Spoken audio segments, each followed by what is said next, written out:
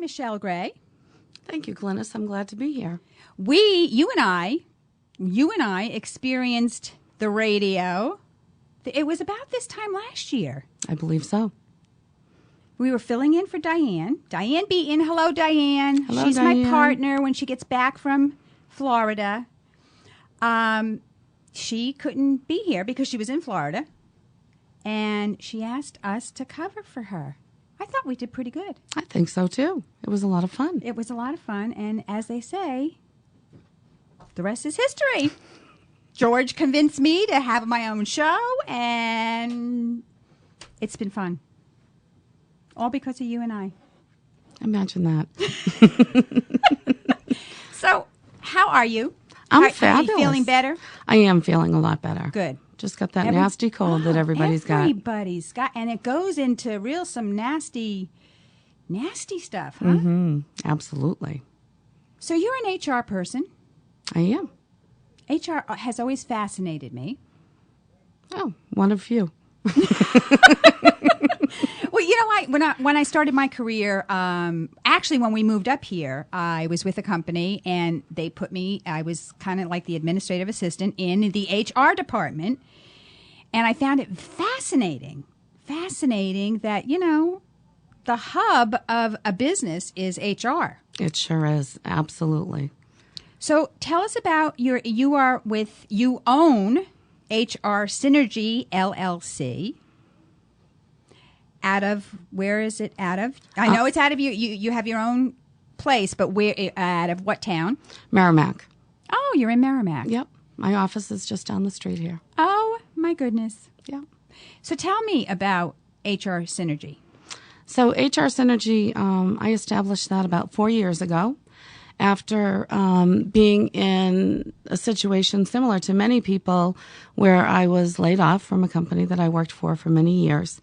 And I had an opportunity to do some consulting for another company and found that that was really something that I enjoyed and wanted to do to help out businesses that can't afford to have an HR person, but really have so many things that they need to stay on top of to avoid penalties and fines and employment issues.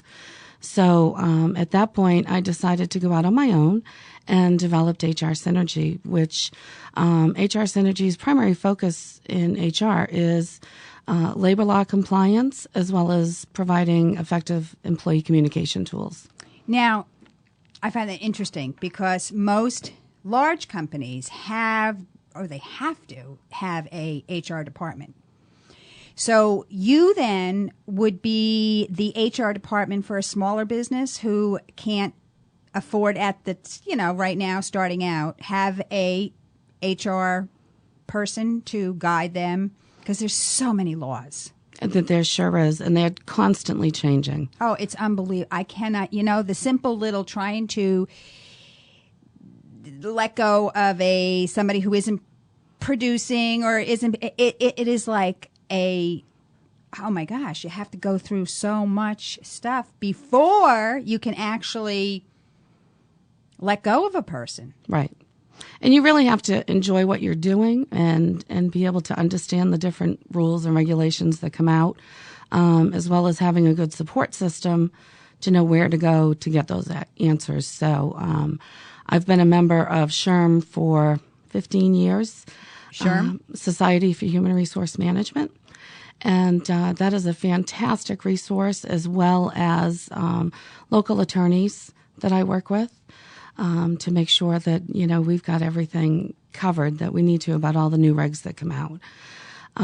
Large industries, you're correct. Usually they have their own HR department. However, having worked for a large industry as well, I'm very familiar with a lot of things get put on the back burner. You can plan out your whole day, but as soon as you walk in the office, your day changes. You see that red light flashing, you got voicemails, you got emails. So a lot of times there are things like revamping an employee handbook, policies, those types of things that get put on the back burner.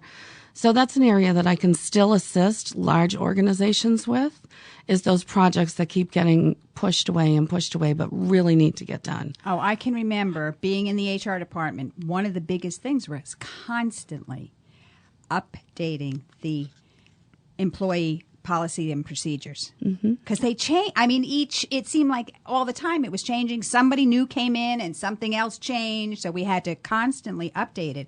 And you're right. That is like so, I mean, it's a big part of HR, but it is very time consuming and can take you away from your current duties. Right.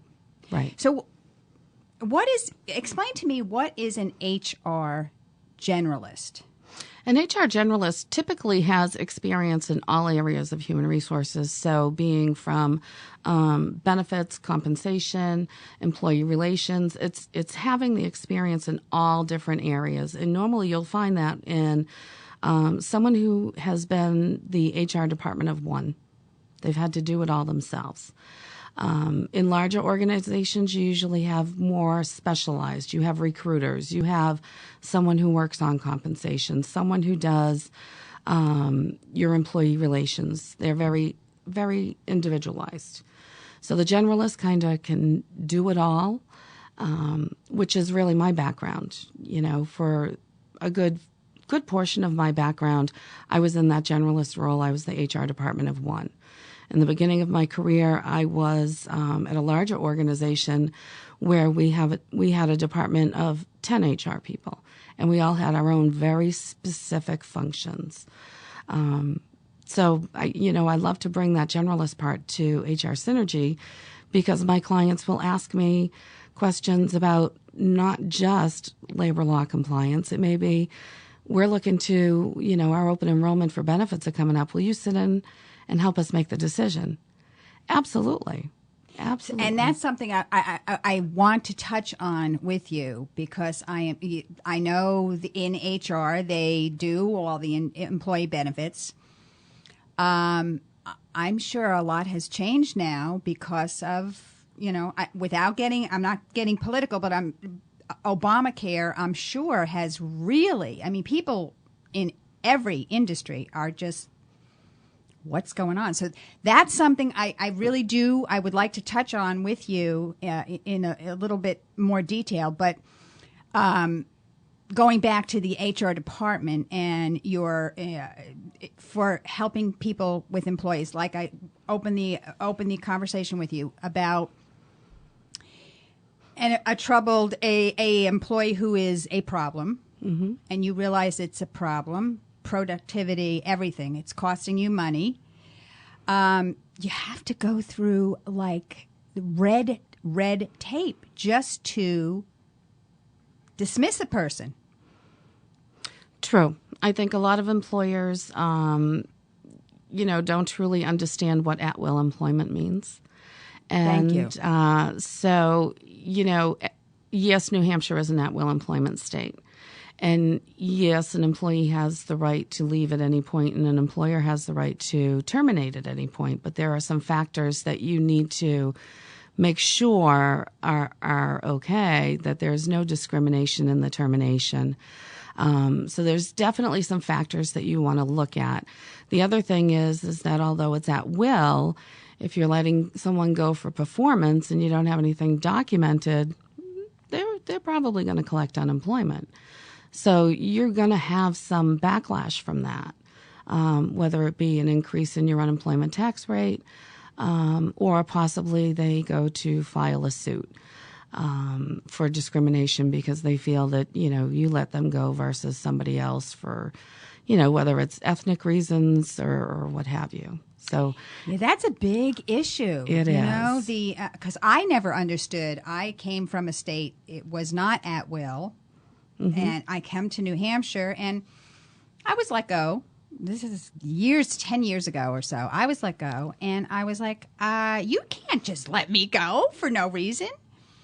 Well, I fought it, and sure enough, I won because there was not enough they try to deny me, and I guess a lot of employers, because it is expensive. It cost a company thousands of dollars in unemployment.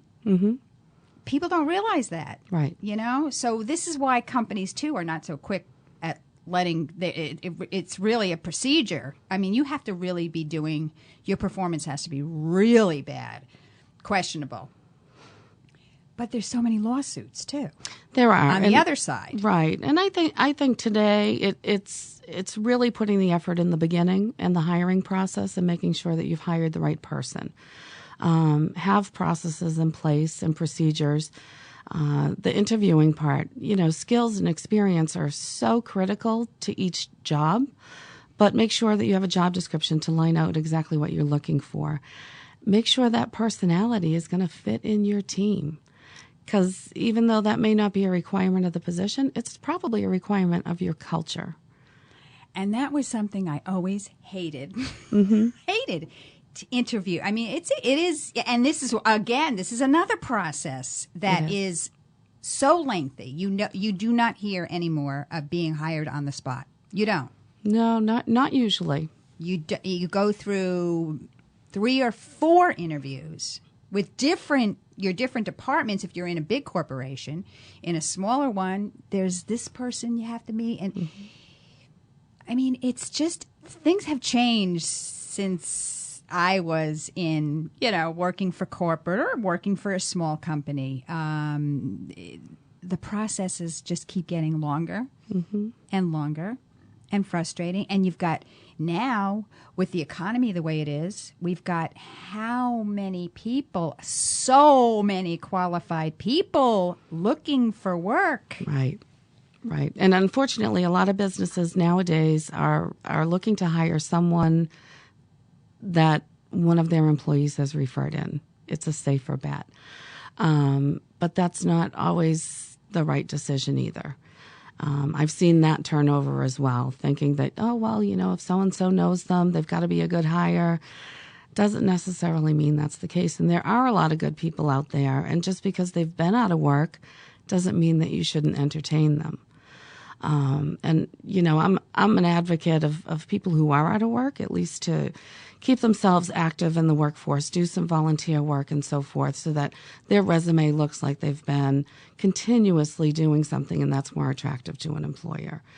I do think employers are looking at those types of things nowadays, and in the hiring is, okay, so they've been out of work. What have they done in the meantime? What's going on in that gap? And that gives them some increased visibility as well, because more and more companies are giving back to the community. Giving back to the community, and it's also keeping, like you said, the unemployed. Especially, there's a lot of my age unemployed. I mean, here are people in their 50s who I've got the experience, wisdom and experience, can't find a job. And then they're told, they go on an interview, and I'm sure so many of our listeners are going to relate to this. They're told they're overqualified. Yeah. I mean, and here, I know firsthand.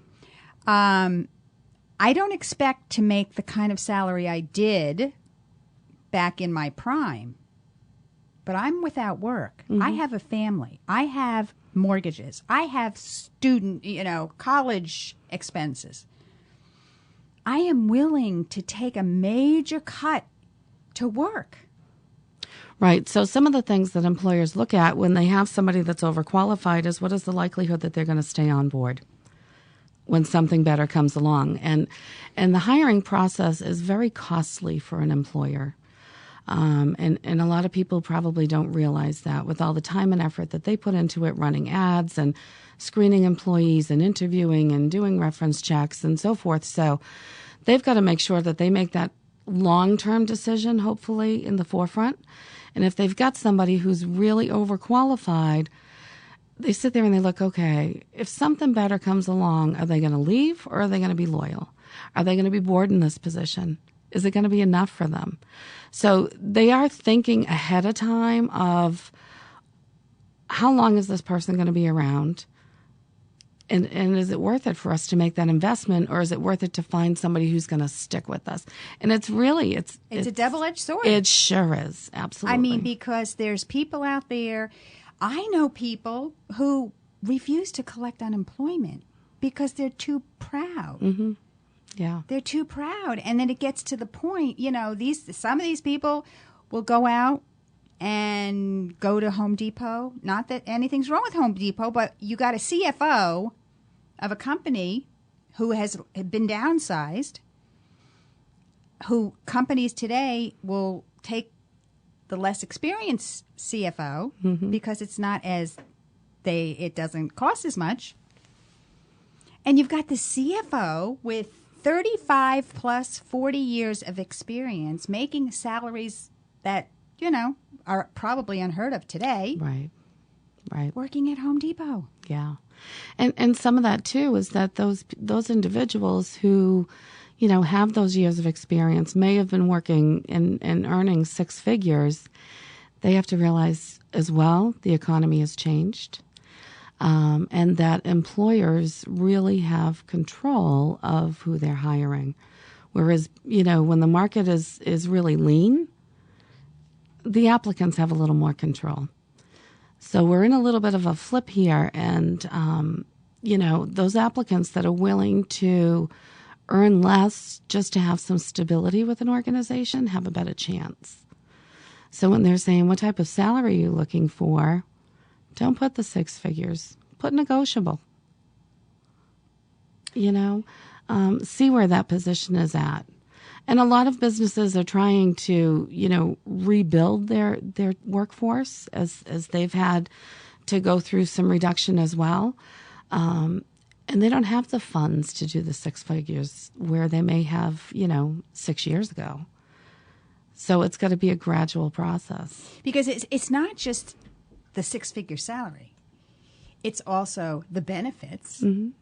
I mean, benefits are so many companies. I mean, we come from the glory days when we had the 401ks and the top-notch benefits packages, 3 to 6 week vacation, whatever. That is not happening any longer. It is in some businesses. It really depends on the industry. It depends on the leadership within the organization.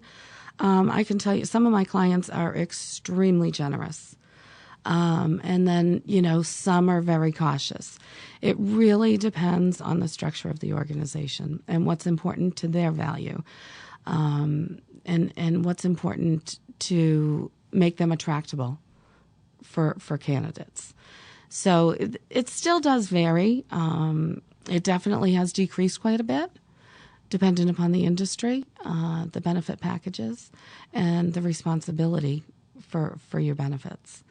It's, so much We're going to changed. stay away from the healthcare topic. Yeah, because that's crazy. Really hurt so many business. And businesses don't know enough. I don't even want to go into it because there's just, there's so much. It's happening. I don't even want to touch on it because it changes. We're going through it. Yeah. We're going through already my husband's company has had to change carriers. It's crazy. Mm-hmm. Mm-hmm. True. So that whole thing has changed, and I know HR departments are trying to keep up with that. Right. And dealing with the frustrated employees that right. They had something. They did. And now all of a sudden that is completely changed. And that for a lot of people, that is a very important issue, especially when you have, a family. Right. It is important, but it's also important to educate your employees as to why this is happening. So you're not really taking the brunt of it as an employer. It's the trend. It's how healthcare is going right now. And it's not a choice that employers really have. The higher deductibles, the prescriptions that are, outrageously priced, going to paying a percentage versus a copay. And there's really a lot out there that's going on that employers they really don't have any control over. They don't have, and it's so time consuming for the employer to sit and have, especially a small business who doesn't have an HR department. Right. It's so time consuming. It is. It absolutely to have is. to weed through all of it. What am I getting? What am I doing? My employees had this. I can't offer that anymore to them. And you're right. It's something we don't even want to. Yeah. touch on upon. It's Yeah. a very serious issue for employees, for small businesses. This is why people are less likely to, they're hiring mostly without the benefits. Right. Or part-time. How many of the positions are full-time employees have had to go part-time? Part-time, yep. So, yeah, we're not going to go any further on that but I like the discussing about, Michelle, I like us discussing about people who are unemployed now. Yep. Who have come from a company, who maybe want to start up a lot of people, myself included, consulting. Mm-hmm. Do some consulting business, and what would your advice be to someone who is 52 years old? She or he was the controller of a manufacturing company, downsized, position was eliminated. Now here they are with all this accounting experience, knows an accounting department here and there, are the right-hand people to CFOs. What do they do? What would you advise someone in that kind of a position to do? Well, are you looking at, should they go out and do consulting, or are they looking for another employment opportunity? I think that someone in that type of position, it's really important to think about, what do you want your focus to be? For me, I had to decide in HR, I had all this generalist experience. What were the things that I felt were really good, that I'm good at, and would bring value to an employer? And I think that's what you need to sell. Whether you're selling it as an applicant or you're selling it as a consultant. There's a lot of small businesses out there that don't have an accounting department. They have an office manager that does it all. Or the owner. Absolutely. And accounting rules, payroll rules, they change as much as HR. So having someone in their pocket that they can really keep up to date with, stay on top of the changes, is a valuable resource. Going out on your own takes a lot of effort, a lot of time. You are working all of the time. There's no doubt about it. You've gone from a full-time employee to 3 employees and 1, if you will. Or starting all over. Absolutely. And having to get comfortable doing things that you've never done before. I was never a salesperson. I didn't know how to do marketing or develop a website. And you have to really, if you have the personality to jump in and do it all, you can make it happen. If you don't want to do that and you just want to focus on what you're passionate about, then you've got to find that employer that is looking for that passion. And do I recommend, probably using a recruiter? Absolutely. I think that's a good way to go. Do they still have that was going to be my next question to you, because I know a lot of companies, they actually hire on 2 or 3 people to do the recruiting, to weed through the process of the resumes and la la la la. But as a recruiter, do they still have what we used to call headhunters? I use the word recruiter. Are there still headhunters out there? There are, and I don't like to call them headhunters. I think they're recruiters. They're finding the right people. I think we were talking about this before we came online. Yeah, on the air. So much the buzzwords have changed. Okay, I'm from the day of the headhunters. But now they're recruiters. And a lot of people still do use that term, but I just think it sounds nicer to say recruiter. So I do think it's important. Recruiters who have a relationship with an organization that's looking for a position are critical connections, because they are going to get you in front of that person if you've got the skills, the personality, because recruiters and staffing agencies look at that. They really get to know their customers, what they're looking for, what's the culture in there. So they're going to get you in almost like as if you knew somebody to get you in. Okay. And it's not what you know, it's who you know. Correct. And that's never going to change. That It's will always been that way. Not, especially, I think it's more prevalent now than it was, years ago. Mm-hmm. Yep. You got to know somebody. You do. And unfortunately, some of those hires that they do just because they know somebody don't last. Or they keep them much longer than they should because they're a friend of a friend. And that's not a good situation for the business. What happened to the old nepotism? I mean, that was big. Mm-hmm. That was really big in my day. It was. And a lot of companies are really shying away from that because it's not a good situation to have. For some businesses, it's not a good situation to have relatives and spouses and I don't know. I don't really want to work with my spouse and live with them. Tried that. Did that. Been there. Did that. Yeah. We work good having our own lives. Exactly. Exactly. But it's interesting, how much has changed in the HR. I mean, really, since so much has changed. You used the word culture. Mm-hmm. There's so many buzzwords now that we were talking about this before we came online, which I do want to go back to.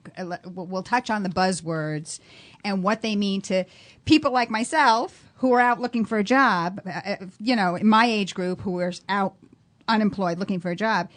There's new buzzwords to be listening for. Mm-hmm. And we will be right back from a break. This is Glynis, and I am sitting here with Michelle Gray of HR Synergy LLC. We'll be right back. And we're back. This is Glynis. You are listening to the 2 Gs in a Pod radio. And I am sitting in my pod with Michelle Gray, HR Synergy LLC. She is the owner. And we've been talking here about HR, but somehow we ended up talking more about a very critical issue in this economy is the unemployment. And people who have had fabulous jobs are without. So I'd like to continue with that, Michelle. However, we did end at the break talking about buzzwords. And I was telling you before we came on the air that I had a millennial company in here with me. And I was like, okay, yeah, there was so many things. I'm like, what is he talking about? Because it's like synergy. Mm-hmm. Synergy was maybe it's still, I don't know, synergy. What is synergy? So for me, in using synergy in my business name, for me, it's really about bringing all the pieces of an organization together and creating that team. Energy? Not so much energy, but the cohesion. Getting everybody on the same page, communication, and really just bringing it all together, making your team whole within the organization. Okay. Do they still use synergy? Sure. Absolutely. Each department has to intertwine itself with each other in order for the business to be successful. And you just said departments. Mm-hmm. A millennial would have said, well, that's not our culture. Mm-hmm. Correct. I remember my husband talking with someone, now he's 58, and he said, they were talking to me about their culture. And every organization has a culture. It's just defining what it is. There are some that are very laid back, very, the workspace is open and fun and energetic. And then there are some that, you have an office for everybody and things are very quiet when you walk through. Absolutely. And it's really what works for each organization. I do think the millennial generation that's coming in is more to that open, energetic, have fun at work. And I think having fun at work is great because you spend a lot of time with your coworkers. You've just got to find the culture, again, that works for you. And it may not be. I can't work in an environment that is wide open. I can't either. And everybody's buzzing at the same time, and I can't either. Yeah. You hear the typing of the computer, or you hear the clicking. Yep. And I'm the kind of person who, and believe it or not, I've been in sales and marketing has always been my thing. Now it's called branding, but I could never. I had to be in a little cubicle, because when I would make cold calls, remember those guys, cold calls? I don't think they even know what that means, the millennials, but I didn't want anybody hearing me. Right. But here, these guys are, and it's. I do think they have much greater confidence level. They do. Than we did. But then again, we're going to touch on something completely out of the realm, but it's the culture of the millennials, social media. Oh, yeah. They don't, that's the only, everything is out in the open. Correct. Where you and I, we're a little more modest. Private. I like my privacy. Mm-hmm. So culture is a buzzword. What are some of the other, because I know people have, our generation, it's like, what are you talking about? Ecosystem. We were talking about ecosystem. If somebody comes up to, if you were, interviewing, and you would say, the culture within our ecosystem here, if I was 22, 23, I would completely understand where you're coming from, but I'm 58 years old. What are you talking about? Right. And I think employers have to gear their conversations to their audience. True. As well, to really get a feel for whether or not they're the right person. You need experience, okay? These young tech companies now coming up, and I mean, it's great, it's fun, but you need somebody like us who have been there, did that, who in positions who can help you.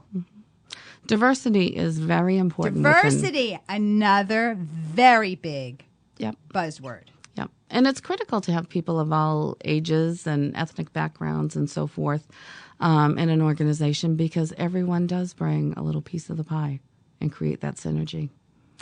That synergy within that culture, because correct, it creates diversity. You're going to be buzzing later. I am buzzing.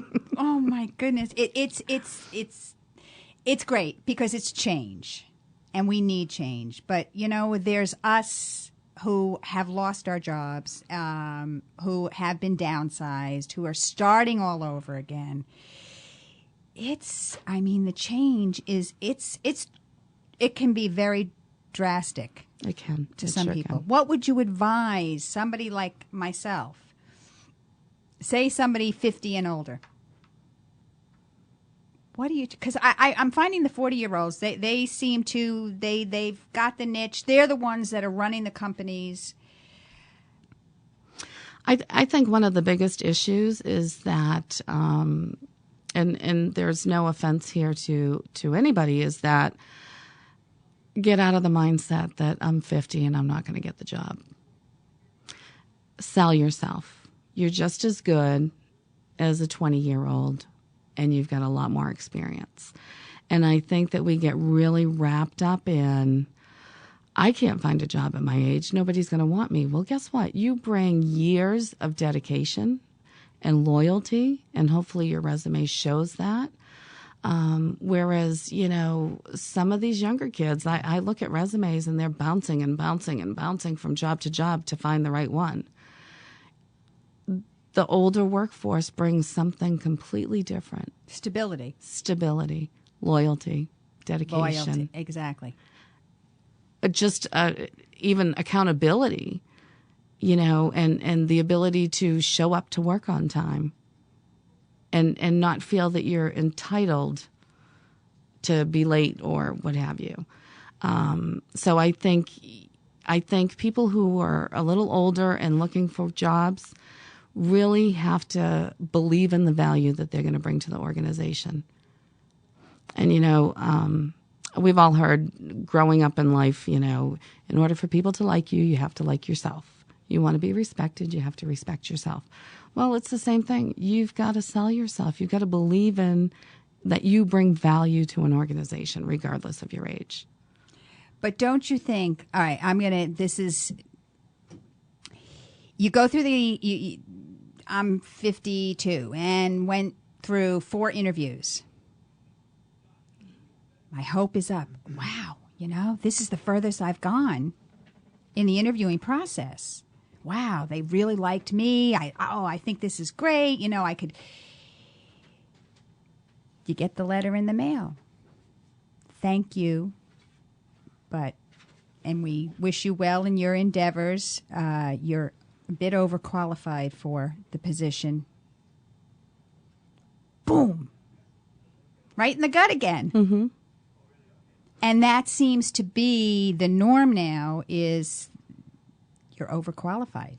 Well, and open the conversation with your interviewer. Push back and say, okay, thank you for following up with me. I really appreciate it. Can you give me some idea what were some of those areas that maybe I need to work on or that didn't sell me to you? Look for their feedback in what their decision was in the process. It doesn't mean it was because you're older. This is true. And, And that's wonderful advice. Yeah. Thank you, because more and more people, I don't care what your age is, if you had your hopes up, my daughters are prime example. My daughter, I think I got the job. It went really well. And then it always seems to be the letter that comes in the mail, because it's easy for companies, I guess, to say, you fabulous, but unfortunately the fit wasn't there, or we're whatever. They should take that, right? Mm-hmm. A person, young, old, whatever, it doesn't matter, older, pick up on that. Pick up the phone and ask the recruiter who you interviewed with originally, or even one of the CFO or they don't even call them CFOs anymore. They're CROs or CMOs, and we have a lot of acronyms. We do. Mm-hmm. I mean, ask the CRO who you interviewed with. Is there something you can, help me so I can further, get right? What was your deciding factor? What was the skill that I didn't have? Do you find that these people, though, Michelle, do you think that the CRO, the CMO, the CFO, the CEO, the COO has the time to sit down and explain to you why you didn't get the job? It depends. It really depends on the person. Everybody feels different things are important. So for me as an HR professional, I would always give that information. And encourage that. And I used to make the phone call saying, I'm sorry you don't have the job, especially if you came in for an interview. And I would share with them what the deciding factors were so that they could, improve on that in the next interview. Maybe it was that they were just too nervous and, didn't communicate very well. So I like to share that. But there are some that will say, I don't have time for this. But you don't know if you don't try. That's true. That's true. And in a case like that, what would you advise? Would you advise them to go to the person or the last person that interviewed them? I wouldn't get to the point of stalking through the company, everybody that they've met with. I would really just go to that main person that was in charge of the hiring process, the interview process. I wouldn't go to, if you met with the president and you met with, maybe a manager. I would stick with the coordinator of the hiring process. It's such a I can't, because as you're telling me this, I've been there, did that. Mm-hmm. It's a tough, your pride is involved. I don't care how old you are. It's a letdown. It is, especially when you think, and a lot of places do make you think, oh yeah, you're the candidate. Right. So it's a double-edged sword, as we said. And HR, they're the key. It's where it all starts. That's true. That's true. It's where it all starts. And I think you've given some fabulous advice to people who are looking for jobs. What about to those who are in a position, like you touched on it, I touched on it. The millennials are very big on, you know what? If this doesn't work out, there's always this one, and and they job hop. Mm-hmm. I said it to my daughter. You know what? You can't have all these jobs on your resume either. It doesn't look good. It looks like you're not stable, like that you get bored. Right. And that's going to catch up with them, unfortunately, because at the end of the day, that is still one of the first things that I look at when I look at a resume or an employer looks at is how long have they stayed with the company? How much bouncing around are they doing? That's critical. And sometimes that's looked at before they even see what the qualifications are. Exactly. And if you as the HR person, say they hired you to help them find a good candidate. You're not a recruit. You're not a headhunter. You're not a recruiter, but you have been hired by a company to help them through this critical key position that they need to find, and they've received a bazillion resumes. Let's start with that. You just said that you could weed them out just by the amount of jobs that they have had within a year. Right. What else do you look for on a resume? On a resume, I really look at, I will go through for some of my clients and screen resumes, and I will just pull out resumes that have nothing to do with the position that I've posted for. Why did you pull it out? Posted for. Was it on a special kind of... In this economy, catch your eye? Well, no. Pull out as in take it out of the mix, primarily because nowadays people are applying for positions that they have no experience or qualifications in. So those automatically are going to the no pile. Then you've got to take a look at the next pile. And, okay, do you have the skills? Do you have the education? Do you have the background that they're looking for?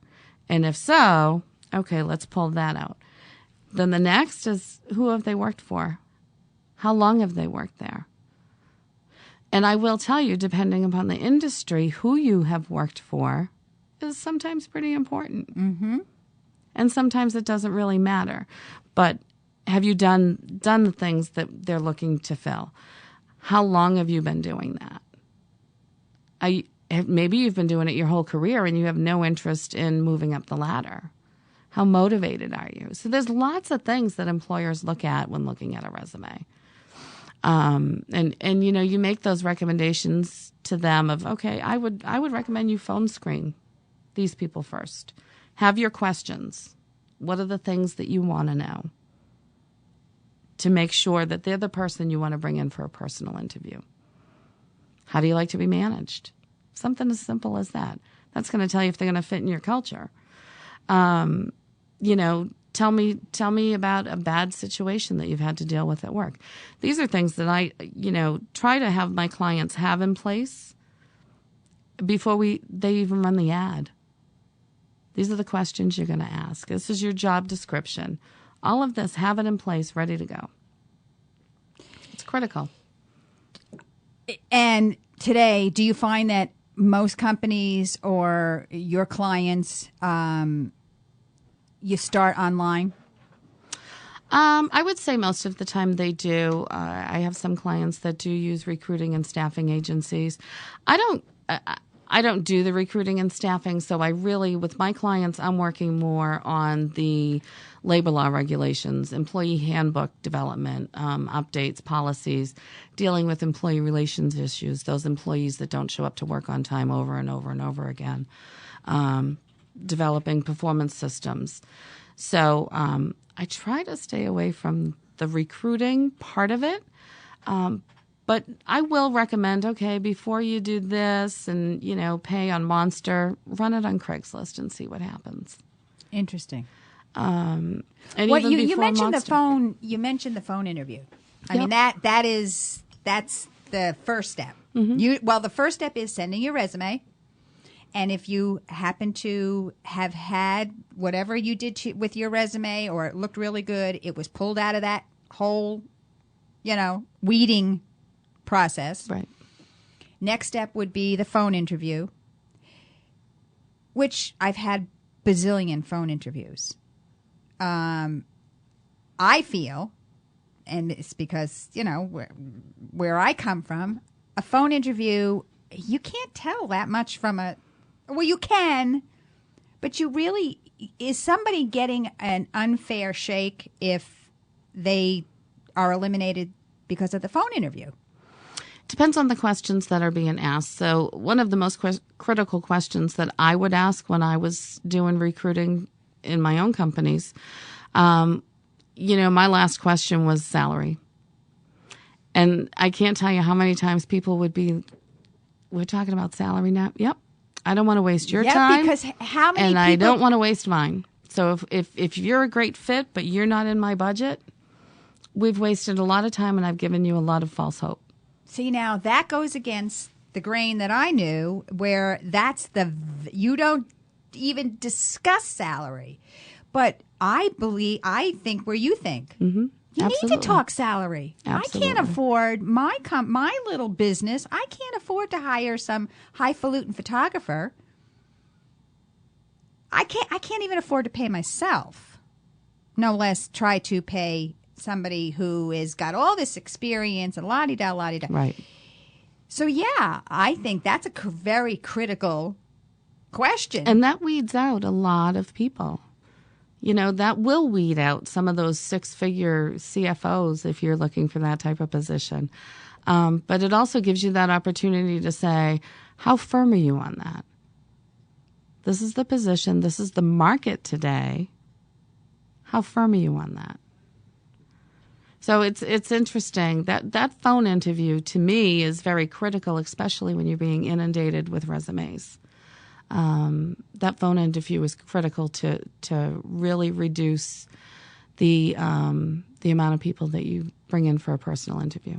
So you would advise some of your smaller businesses, your clients, who do not have the HR department, the first start with an interviewing. Okay, your business is doing really well. Wow, you got to come back. I guess it's 9:59, and our show is George just played my music. Michelle, quickly, what is your website? How can companies contact you or small businesses? My website is www.hrsynergyllc.com, and I can be reached at 603-275-6630. And my office is located at 301 Daniel Webster Highway in Merrimack, right across from the Common Man. You got to come back because this is critical talk here. It sure I is. am Glynis. You have been listening to the Glynis 2 G's in a Pod on WSMN 1590. We will see you next week.